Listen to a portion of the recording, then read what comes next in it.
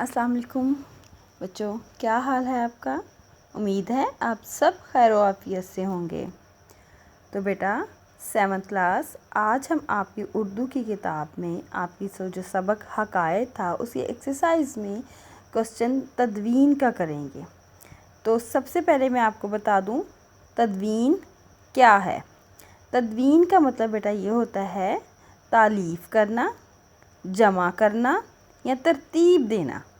ठीक है, यानी हम जब किसी भी चीज़ को तरतीब से लिखते हैं, उसको जमा करते हैं, यानी उस नुस्खे को इकट्ठा करते हैं, जमा करते हुए तरतीब से लिखते हैं, उसको तदवीन कहा जाता है।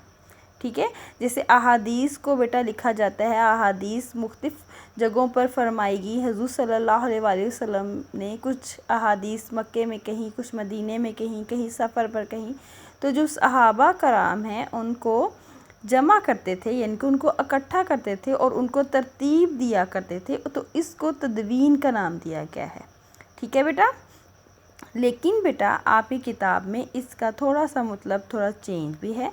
तो देखते हैं आपकी किताब में क्या है। शुरू करते हैं आपकी बुक से। तो बेटा तदवीन ये है, बाज़ औक़ात हम अपनी गुफ्तगू और तहरीर में चंद गैर ज़रूरी अल्फाज इस्तेमाल करते हैं जिनकी हरगिज़ ज़रूरत नहीं होती, बल्कि अगर इन्हें तहरीर से हज़फ कर लिया जाए। हज़फ कर लिया जाए बेटा, ये लफ्ज़ लिखा है हज़फ। हज़फ का मतलब ये होता है कि उन तहरीर को ख़त्म कर दिया जाए, यानी कि उसको खा लिया जाए, यानी उसको लिखा ही ना जाए। तो ऐसी बातें जो कि तहरीर में गैर ज़रूरी हो, जिनके इस्तेमाल से आपकी तहरीर जो गैर मौजू लगती हो, तो बेटा ऐसी तहरीर को अगर हम हज़फ कर लेते हैं तो तहरीर मौजू हो जाती है, यानी कि जो तहरीर थी वो सही हो जाती है। ठीक है बेटा, तो बेटा तहरीर से इजाफ़ी हरूफ को निकालना और तहरीर को दुरुस्त करना तदवीन कहलाता है। क्या कहलाता है? तदवीन। 3-4 बातें यहाँ पे बेटा। ये बातें हैं कि गैर ज़रूरी अल्फाज का इस्तेमाल ख़त्म कर देना, तहरीर को हज़फ कर लेना। तो ये जो 2-3 बातें हैं, इसको देखते हुए अगर हम अपनी तहरीर लिखेंगे तो हमारी तहरीर तदवीन कहलाएगी। ठीक है बेटा, तो ये बातें आपने देखनी है कि हम किस तरीके से अपनी तहरीर को मौजू बना सकते हैं। ठीक है, अब आपकी जो किताब का तदवीन का ही लेसन था उसी की तरफ हम देखते हैं। यहाँ पे मैंने चंद गलत फ़िक्रात और दुरुस्त फ़िक्रात लिखे हैं, यानी पहले मैंने गलत फ़िक्रा लिखा और फिर मैंने दुरुस्त जुमला लिखा है।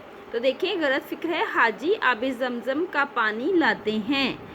आप का मतलब भी बेटा पानी होता है और फिर हम यहाँ पे पानी भी लिखा हुआ है, तो हम यहाँ पे 2 दफ़ा पानी का इस्तेमाल नहीं करेंगे।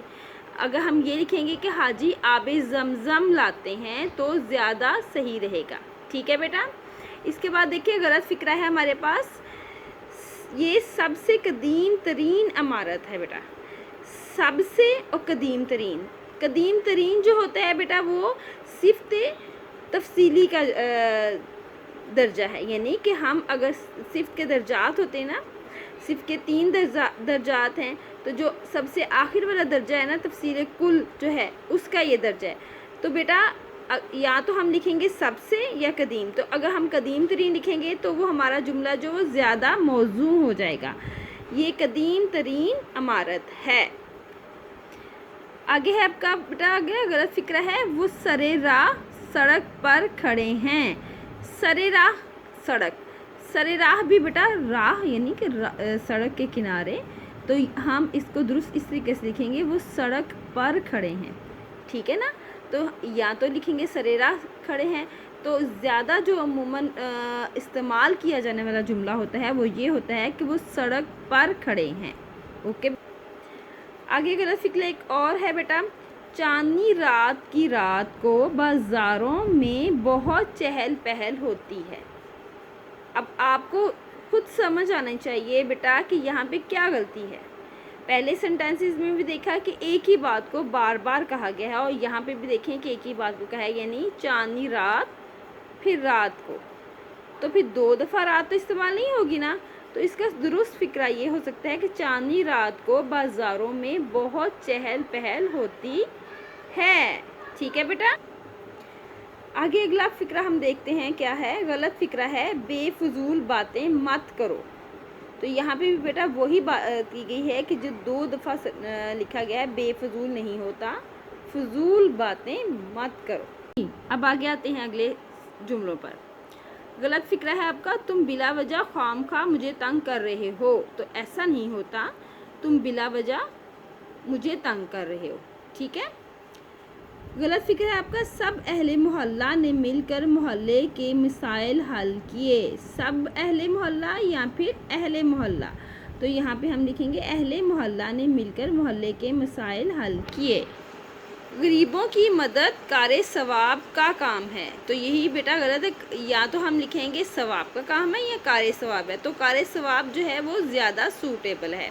غریبوں کی مدد کار ثواب ہے. ٹھیک ہے. اگلا جملہ دیکھتے ہیں. غلط فقرہ جو ہے میں بخیر و عافیت سے ہوں. ٹھیک ہے. تو ہم لکھیں گے میں خیر و عافیت سے ہوں. ٹھیک ہے. بخیر جو ہے وہ نہیں لکھیں گے، ہم خیر و عافیت سے ہوں. غلط فقرہ پڑھ رہی ہوں بیٹا. آپ کے ذمہ کتنا پچھلا بقایا ہے. تو یہاں پہ بھی دیکھیں پچھلا اور بقایا دونوں باتیں ایک ہی لکھی ہیں. تو ہم لکھیں گے آپ کے ذمہ کتنا بقایا ہے. ٹھیک ہے. آخری جو جملہ درست فقرہ ہے وہ میں آپ کو بتا رہی ہوں. 14 اگست کی تقریب پر مجھے تقریر کرنا ہے. تو یہ آپ کا آخری درست جملہ ہے جو میں آپ کو یہاں پہ لکھ رہی ہوں. امید ہے بیٹا مجھے آپ سب کو بہت اچھے سے سمجھ آ گئی ہوگی. اپنا خیال رکھیے گا. اللہ حافظ.